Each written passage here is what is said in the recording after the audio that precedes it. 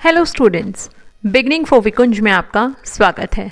तो आज हम बात करने वाले हैं क्लास 10th एसए 2 के सिलेबस सोशल साइंस के इकोनॉमिक्स का chapter number 3 money and credit. इस चैप्टर का फर्स्ट पार्ट हम पहले ही अपलोड कर चुके हैं। आई होप सो कि आपने वो पार्ट ज़रूर देखा होगा, जिसमें कि हमने डिस्कस किया था मनी के बारे में कि मनी क्या एक तरीके से एक्सचेंज है।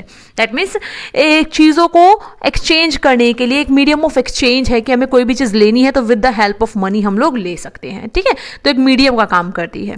इसके अलावा हमने देखा था कि मनी की शुरुआत किस तरीके से हुई थी और इंडिया में जो फॉर्म्स ऑफ मनी है वो कौन से, like currency and bank deposits. ठीक है, बैंक डिपॉजिट्स क्या होते हैं वो हमने देखा था कि किस तरीके से जो क्या नाम है पर्टिकुलर कोई भी इंसान है वो क्या है बैंक में अकाउंट ओपन करके अपना जो अमाउंट है वो बैंक में डिपॉजिट कर सकता है और जब उसको ज़रूरत है तो वो निकाल भी सकता है, जिस वजह से हम उसको क्या बोलते हैं, डिमांड डिपॉजिट भी कहते हैं। ठीक है, तो अब हम उसके आगे की बात करते हैं कि किस तरीके से पूरा जो मैकेनिज्म है ना, जो बैंकिंग सिस्टम है वो चलता कैसे है। तो उसी का एक बहुत इंपॉर्टेंट पोर्शन आज हम पढ़ने वाले हैं, लोन एक्टिविटीज ऑफ बैंक। ठीक है, कि जो बैंक हैं वो जो लोन एक्टिविटीज आप सुनते होंगे, किसी ने होम लोन लिया है, कार लोन लिया है ना, तो इस तरीके से आप चीजें अपने आसपास सुनते होंगे। बट पॉसिबल कैसे होता है, बैंकों के पास ये पैसे आते कहाँ से जो बैंक किसी को भी लोन दे पाए या कोई भी इंसान बैंक से लोन ले पाए? क्या होता है ये, मतलब पूरा जो कंडीशन है, क्या जो प्रोसेस है वो होता क्या है, कैसे ये सारी चीज़ें होती है, तो अब हम वो बात करते हैं। ठीक है, तो इससे पहले जैसा कि आपको बता चुके हैं कि अगर किसी भी इंसान के पास जो एक्स्ट्रा मनी होती है वो अपने सेव करने के लिए क्या करता है, बैंक में डिपॉजिट कर देता है। तो इसमें सबसे पहला क्या पॉइंट हो जाता है आपका, bank keep only a small portion of their deposit as cash with themselves. कि आप जितने भी पैसे बैंक में जमा करते हो ना, कोई भी इंसान चाहे वो कुछ हज़ार करे, लाख करे, करोड़ करे, कितने भी कर दे, उसमें से थोड़ा सा अमाउंट बैंक अपने पास रखता है। ठीक है, इंडिया में अगर हम कहें तो जितना भी अमाउंट आप जमा करते हो उसका 15% जो कैश है वो बैंक अपने पास आपका रखता है, सिर्फ 15%। ठीक है, क्यों ऐसा, क्योंकि किसी भी पर्टिकुलर डे पे, पहली बात तो जितने भी लोगों ने बैंक में अकाउंट ओपन किए हुए हैं सारे लोग एक ही बार में तो कभी पैसे निकालने जाते नहीं जाएंगे ना। ऐसा तो कभी नहीं होता कि जितने भी लोगों ने बैंक में पैसे जमा किए सभी पहुंच जाए, हमारे पैसे दो चाहिए, हमें तो कोई ज़रूरत है, नो। ठीक है, ऐसा नहीं होता। दूसरा, और अगर जितने भी लोग जाते भी हैं जिनको पैसों की ज़रूरत है भी और उनको क्या नाम है पैसे चाहिए, अपना कैश चाहिए, तो वो चीज़ मैनेज करने के लिए बैंक क्या करता है, उनका जो डिपॉजिट अमाउंट है उसका 15% अपने पास रखता है। क्योंकि हार्डली किसी भी इंसान को अगर बैंक से पैसे निकालने हैं तो कभी वो एक बार में सारा अमाउंट नहीं निकालता, थोड़ा बहुत अमाउंट उसे निकलवाना होता है। तो उसके लिए वो क्या करते हैं, थोड़ा सा पोर्शन, एक मेजर पोर्शन अपने पास रख लेते हैं, जिससे कि क्या कर लेते हैं, उस जो अगर कोई इंसान बैंक से पैसे निकालने जाता है तो उस अमाउंट को वो उसको दे देते हैं। ठीक है, बट जो 85% है, दैट मीन जो मेजर पोर्शन है ना आपके जो पैसे हैं, ठीक है, या फिर आपके कहें या फिर जितने भी डिपॉजिटर्स हैं उनके जो पैसे हैं उसका जो एक मेजर पोर्शन है, बैंक उसका यूज किस काम के लिए करता है, लोन के लिए। ठीक है, दैट मीन्स जो लोन एक्टिविटीज परफॉर्म की जाती है ना बैंक के थ्रू, वो सब किसके थ्रू कैसे की जाती है, with the help of depositors, कि जो पैसे बैंक में डिपॉजिट किए जाते हैं, ठीक है ना, उसके थ्रू। अब इसमें क्या होता है, एक चेन होती है। बैंक क्या करता है, इसमें एक मीडिएटर का काम करता है। दैट मीन्स कि जिसके पास सरप्लस फंड है, दैट मीन्स उतना पैसा है कि उसका काम चल रहा है और जो एक्स्ट्रा है उसको वो बैंक में जमा कर रहा है, दैट मीन्स वो कौन है, डिपॉजिटर्स। ठीक है ना, जिसके पास सरप्लस फंड है, अपने लिए इनफ है और बैंक में अगर उसने एज अ डिपॉजिटर पैसे जमा भी किए हुए हैं, और दूसरी साइड वो लोग जिनके पास पैसे नहीं है, जिनको कि पैसों की ज़रूरत है, उनको किसी से पैसे बोरो करने हैं, उधार लेने हैं, मांगने हैं। तो अब कई बार क्या होता है, आप किसी को नॉर्मली किसी को भी पैसे नहीं देंगे। ठीक है, आपसे कोई मांगने आएगा तो आप ये सोचेंगे यार मैं दूं ना दूं, ये मेरे पैसे वापस कर पाएगा नहीं कर पाएगा, तो ऐसे बहुत सारे थॉट्स है जो हमारे दिमाग में आते हैं। बट इसके बीच में क्या करता है, बैंक आता है। ठीक है, एज अ मीडिएटर। तो बैंक क्या करता है, जो आपके डिपॉजिटर्स हैं एंड जो बोरोवर्स हैं उनके बीच में मीडिएटर का काम करता है, और जो डिपॉजिटर्स ने पैसे जमा किए हैं वो बोरोवर्स को एक तरीके से एज अ लोन प्रोवाइड करता है, जिसके के लिए वो क्या करता है, bank rate of interest charge करता है। That means high rate of interest क्या करता है, बैंक चार्ज करता है। ठीक है, किससे, बोरोवर्स से पैसे उनसे लेता है। ठीक है, अब ये जो एक्स्ट्रा चार्ज जो अमाउंट है ना जो बैंक ले रहा है, उसी से यही क्या कह सकते हो आप, वो उसकी क्या है मेन इनकम होती है, जिससे कि क्या है जो बैंक है अपनी जो अदर एक्टिविटीज़ है वो भी परफॉर्म करते हैं, लाइक लोन एक्टिविटीज़ है, जो अपने एम्प्लॉयज़ उनकी सैलरी है, वो सारी चीज़ें इसी से मेंटेन की जाती हैं। ठीक है, अब मैं आपको नीचे एक पूरा देखिए चार्ट के थ्रू दिखा रही हूँ। यस, देख रहे हो कि किस तरीके से जो डिपॉजिटर्स है पहले क्या करते हैं, बैंक में पैसे जमा करते हैं, फिर बैंक क्या करता है उनको कुछ रेट ऑफ इंटरेस्ट के साथ पैसे वापस देता है, इंटरेस्ट देता है ना उसको भी। सपोज दैट 3.5% उन्होंने इंटरेस्ट दे दिया। ठीक है, बोरोवर्स को पैसे चाहिए तो बैंक एज अ लोन उनको पैसे दे देता है, और फिर जो बोरोवर्स हैं वो बैंक को वापस रीपे करते हैं पैसे, या फिर जो लोन है वो रीपे करते हैं विद इंटरेस्ट। ठीक है ना, और उनसे वो इंटरेस्ट लेता है तो वो कितना है 7%, अराउंड 7%। ये सिर्फ मैं एक एग्जांपल बता रही हूँ, ऐसा नहीं है कि एक एक्यूरेट फिगर है। ठीक है, तो अराउंड 7%, तो डबल ले लिया ना उसने, तो इस डबल जो इन्होंने चार्ज लिया है ना, दैट मीन्स जो एज अ इंटरेस्ट जो पैसे उसने लिए हैं, उसी का वो क्या एक तरीके से वो मेन इनकम होती है बैंक की, मेन सोर्स ऑफ इनकम वही है जिससे कि क्या है जो बैंक है वो अपना पूरा बैंकिंग सिस्टम चलाते हैं। क्लियर? आई होप सो कि आपको ये पूरी एक्टिविटी अच्छे से समझ आई होगी। यस, अब हम बात करते हैं टू डिफरेंट सिचुएशंस की। उससे पहले एक चीज आपको बता देते हैं, the two different situation that means conditions related to credit. अब एक क्रेडिट क्या होता है जो हम इतने टाइम से देख रहे हैं ना, मनी एंड क्रेडिट। मैंने बोला था मनी तो हम डिस्कस कर रहे हैं, क्रेडिट हम आगे देखेंगे। क्रेडिट को ही हम क्या बोल देते हैं, लोन बोल देते हैं, जो आप नॉर्मली अपने डे टू डे लैंग्वेज में सुनते होंगे ना कि हमने तो लोन लिया है, लोन पे ये काम कर रहे हैं, लोन पे कार लिया, लोन पे घर लिया है। यस, यही लोन। ठीक है ना, तो उसको क्या बोलते हैं, क्रेडिट को हम लोन बोलते हैं। Refers to an agreement.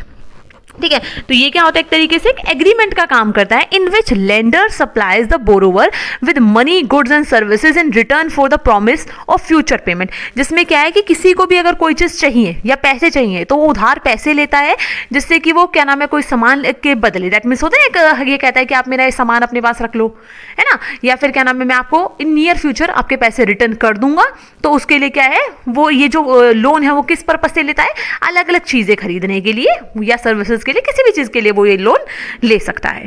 ठीक है, दैट मीन्स कि एक तरीके से जो क्रेडिट है वो क्या है, एक उधार सिस्टम है। ठीक है, कि फ्यूचर के प्रॉमिस के साथ कि फ्यूचर में हम आपको आपके पैसे रिटर्न कर देंगे, उस प्रॉमिस के साथ क्या लिया जाता है, पैसे उधार लिए जाते हैं, उसी को हम क्या बोल देते हैं, इसी एग्रीमेंट को हम क्या बोल देते हैं, क्रेडिट।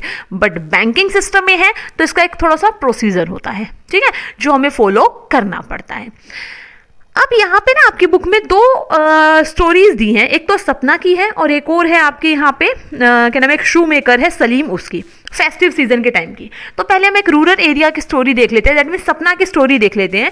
जो सपना है उसके पास एक 3 एकड़ जमीन है जिसपे वो मूंगफली की खेती करती है। ठीक है, मूंगफली की खेती करने के लिए वो क्या करती है, अपने ही गाँव के एक क्या नाम है जो साहूकार है, जो लैंड ओनर है, उससे क्या कर लेती है, एक तरीके से कुछ पैसे उधार ले लेती है, दैट मीन्स क्रेडिट लेती है, लोन ले लेती है। ओके, उसको लगता है कि मैं इस पैसे का यूज कर अच्छे फर्टिलाइजर, सीड्स एंड सारी चीजें जो भी उसको चाहिए अपने क्रॉप से रिलेटेड वो ले लूंगी, और जब मेरी फसल अच्छी उग जाएगी तो उसको बेचकर जो मुझे पैसे मिलेंगे उससे मैं अपना जो लोन है वो पे कर पाऊंगी। बट कोइंसिडेंटली उसकी फसल क्या है, कीड़े लगने की वजह से खराब हो जाती है और उसकी फसल से उसको उतना मुनाफा या फायदा नहीं हो पाता। तो इसके लिए क्या करती है, वो दोबारा लोन लेती है दूसरी फसल उगाने के लिए।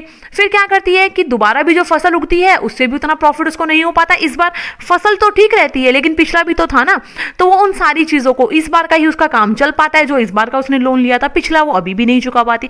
तो एक सिचुएशन ऐसी आती है जिसकी वजह से उसको अपना ज़मीन का कुछ हिस्सा उस जो एक तरीके से जो साहूकार है उसके पास एक तरीके से बेचना पड़ जाता है। सोचिए पहले ही थोड़ी सी लैंड थी और उसमें से भी उसको जो ज़मीन का टुकड़ा है वो बेचना पड़ गया। समझ रहे हो? तो अगर हम इसमें देखें तो रूरल एरियाज में मेनली जो डिमांड है क्रेडिट की वो किस पर्पस के होती है, क्रॉप प्रोडक्शन के लिए। क्रॉप प्रोडक्शन से रिलेटेड जो चीज़ें हैं वो खरीदने के लिए क्या है, जो गांव के लोग हैं वो क्या करते हैं, क्रेडिट लेते हैं with the help of land owners वगैरह जो भी हो ना वहाँ पे जो गाँव के साहूकार है उन सबसे, चाहे उनको पेस्टिसाइड्स खरीदने हैं, सीड्स खरीदने हैं, फर्टिलाइजर्स है, वाटर है, इलेक्ट्रिसिटी है, अपने जो इक्विपमेंट है उनको रिपेयर कराना है, तो इन चीज़ों के लिए वो क्या करते हैं, बेसिकली क्रेडिट लेते हैं। ठीक है, और ये जो क्रेडिट है फार्मर क्या करता है, लोन जो है अपनी क्रॉप उगाने के स्टार्टिंग में लेते हैं और कब वापस कर पाते हैं, जब उनकी फसल कटकर तैयार होती है हार्वेस्टिंग के बाद। बट इसमें क्रूशियल चीज क्या है कि जो रीपेमेंट है ना वो किस चीज पे डिपेंड करती है फार्मर्स की, कि उनका जो फार्मिंग है वो कैसी होगी। अगर उनकी फसल अच्छी होगी तो बहुत अच्छी बात है, अगर नहीं होगी तब उनके लिए प्रॉब्लम क्रिएट हो सकती है। जैसे कि सपना के केस में हुआ कि वो किस में फंस गई, एक डेट ट्रैप में फंस जाती है। डेट ट्रैप मतलब एक तरीके से जाल में फंस जाती है, ऋण जाल जिसको हम बोल सकते हैं, ठीक है ना। तो इसमें हम कह सकते हैं जो क्रेडिट है ना इस केस में वो क्या करता है, in this case pushes the borrower into a situation from which the recovery is very painful। Obvious है उसको अपनी जमीन का टुकड़ा बेचना पड़ जाता है, तो उसके लिए क्या है, जो रिकवरी है वो काफी ज्यादा पेनफुल हुई, ठीक है ना। कि दैट मीन्स कि उसकी जो फसल है वो अच्छे तरीके से नहीं हो पाई, जिसकी वजह से उसको क्या अपनी जमीन बेचनी पड़ी, तो उसके लिए जो क्रेडिट है वो क्या हुआ, पेनफुल रहा, उसके लिए वो अच्छा साबित नहीं हुआ। बट ऐसा हमेशा तो नहीं होता ना। तो आइए एक और सिचुएशन देखते हैं अब हम।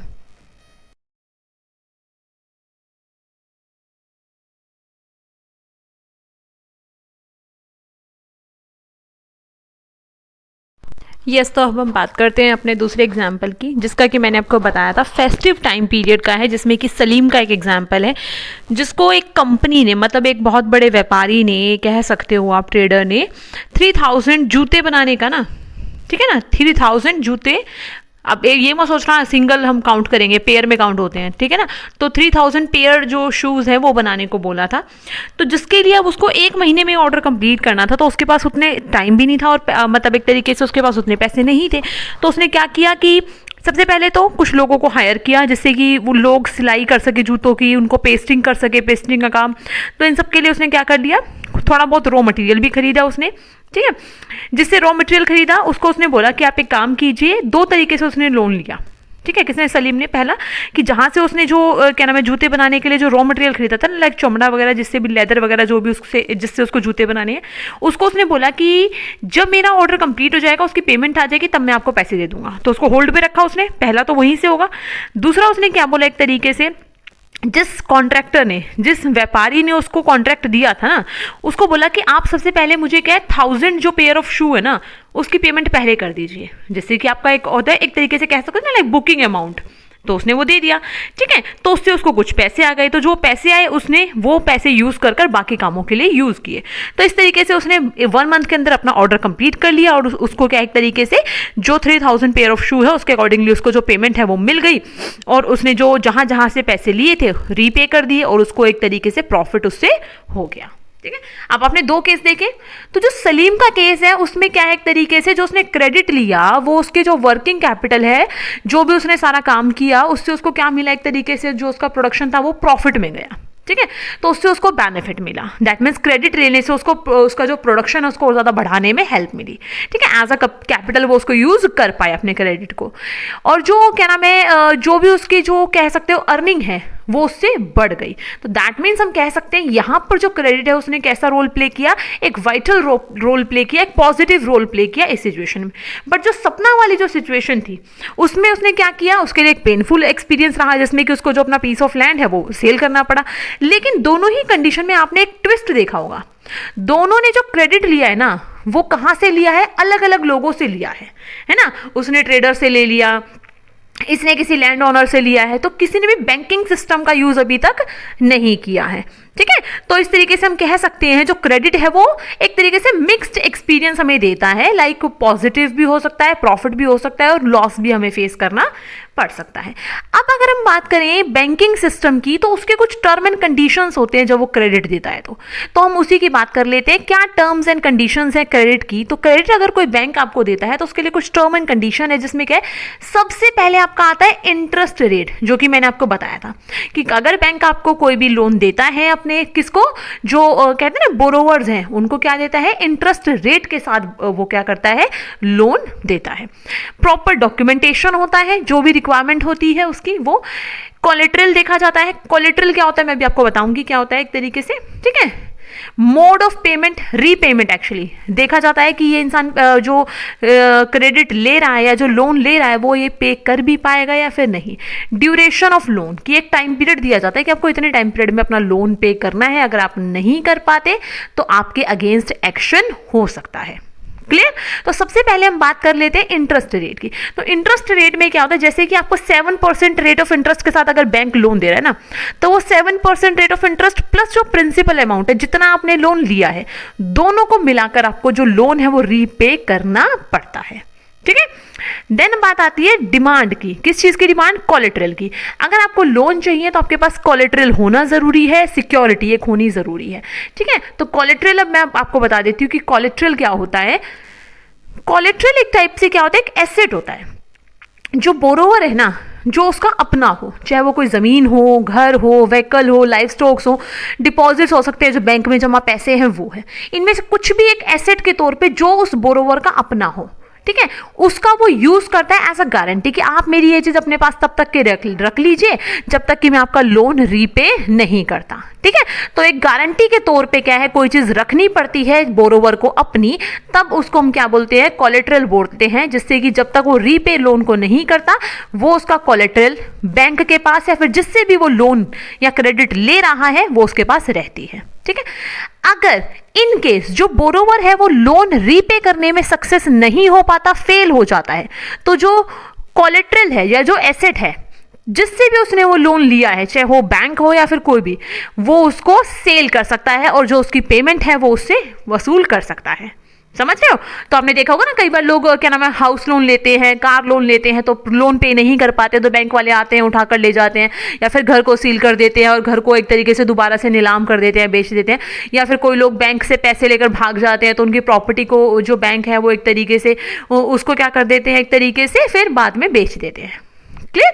तो ऐसा होता है। तो इसके एग्जाम्पल में अगर हम देखें तो जो प्रॉपर्टी है ना, जो भी उसने, जो बोरोवर है उसने एज अ एसेट रखवाई है बैंक के पास या किसी के भी पास, तो वो सारी चीजें, कोई भी प्रॉपर्टी हो सकती है, डिपॉजिट्स हो सकते हैं, लाइफ स्टॉक हो सकते हैं, कुछ भी क्या है वो सेल कर कर अपना प्रॉफिट उससे फिर जो भी उसका जो लोन है उसको वो अपना एज अ पेमेंट वो उससे गेन करते हैं। ठीक है। Terms of credit very to another, that means कि अब ऐसा नहीं हर एक जो क्रेडिट है उसमें जो सिचुएशन है वो सेम रहती है, सब में थोड़ा सा अलग अलग होती है। ठीक है। अब जो क्रेडिट अरेंजमेंट है हम देख लेते हैं विलेज लेवल पे। इससे पहले मैं बता दूं, आपके बुक में एक एग्जांपल दिया हुआ है एक होम लोन से रिलेटेड, कि किसी ने अगर होम लोन लिया है तो उस पर उसने सपोज दैट कितना, लाइक 5 लाख का अगर होम लोन लिया है तो उसको 12% के हिसाब से होम लोन मिला है, तो उसको कितना टाइम पीरियड मिला है, क्या उसने कोलेटरल जमा किया है, क्या रेट ऑफ इंटरेस्ट है, कितने टाइम में उसको पे करना है, तो पूरा यहाँ पर दिया गया है जिससे कि आपको समझने में आसानी होगी। इसके बाद आपकी बुक में ना कुछ स्टोरीज दी गई हैं विलेज से रिलेटेड, जिसमें क्या है वो स्टोरीज आप पढ़ सकते हैं अच्छे से समझने के लिए। श्यामलाल की है, अरुण की है, रमा की है। ठीक है। जिससे आप समझ सकते हो कि जो विलेज लेवल है ना, वहां पर जो लोग हैं वो किन किन अलग अलग तरीकों से जो क्रेडिट है वो लेते हैं। हर कोई बैंक तक नहीं पहुंच पाता ना, तो विलेज लेवल पे जो लोग हैं वो क्रेडिट कैसे लेते हैं। जैसे हमने सपना की बात की थी, तो वो डेट ट्रैप में कैसे फंसी थी, ऐसी थोड़ी ना फंस गए थे।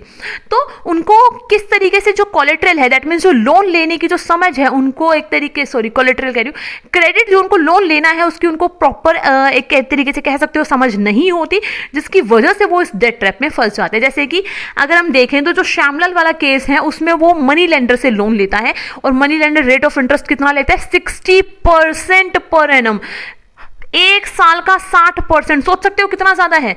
वहीं पर अगर हम दूसरे केस में देखें जो अरुण वाला है, उसने बैंक से लोन लिया है तो उसको कितना रेट ऑफ इंटरेस्ट देना पड़ा, सिर्फ 8.5%। देख रहे हो कितना डिफरेंस आ रहा है साल में।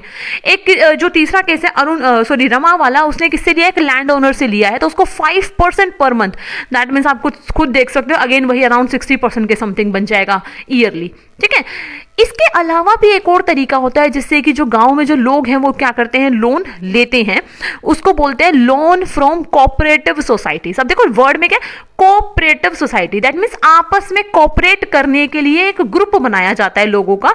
ऐसे फार्मर्स अपनी कोऑपरेटिव्स बनाते हैं, फार्मर्स अपना ग्रुप बना लेते हैं, वीवर्स बनाते हैं, इंडस्ट्रियल वर्कर्स बना लेते हैं अपनी कोऑपरेटिव्स, ऐसी कृषक कोऑपरेटिव्स होती है।